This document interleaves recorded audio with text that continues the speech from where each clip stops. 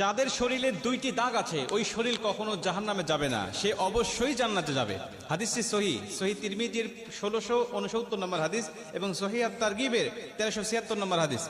হযরত আবু উমামা রাদিয়াল্লাহু তাআলা আনহু হাদিসটা বর্ণনা করেছেন। রাসূল সাল্লাল্লাহু আলাইহি ওয়াসাল্লাম বলেন, যাদের শরীরে দুইটা দাগ আছে এবং যাদের শরীর থেকে 2 ফোঁটা তরল পদার্থ নির্গত হয় ওই শরীর কখনো জাহান্নামে যাবে না, সে অবশ্যই জান্নাতে যাবে এবং আল্লাহ পাকের কাছে এই শরীরটা সবচেয়ে প্রিয় শরীর। রাসূল সাল্লাল্লাহু আলাইহি ওয়াসাল্লাম বলেন, 1 নম্বর দাগ হলো যে ব্যক্তি জিহাদের ময়দানে আল্লাহকে খুশি করার জন্য, আল্লাহর দ্বীন কায়েম করার জন্য অথবা আল্লাহর সন্তুষ্টির জন্য যে ব্যক্তি বাতিলের মোকাবেলা করতে গিয়ে শত্রু পক্ষের আঘাতে তার শরীরে ছোট্ট একটা দাগও যদি বসে যায়, এই দাগটা কিয়ামতের ময়দানে সুপারিশ করে বা এই দাগটা থাকার কারণে কিয়ামতের ময়দানে আল্লাহ পাক তাকে জান্নাতে দিয়ে দিবে। নবীজি সাল্লাল্লাহু আলাইহি ওয়াসাল্লাম বলেন, 2 নম্বরে ফরজ ইবাদত সমূহের কোন একটি দাগ যদি তার শরীরে দেখা যায়, যেমন নামাজ পড়তে পড়তে সেজদা দিতে দিতে কপালে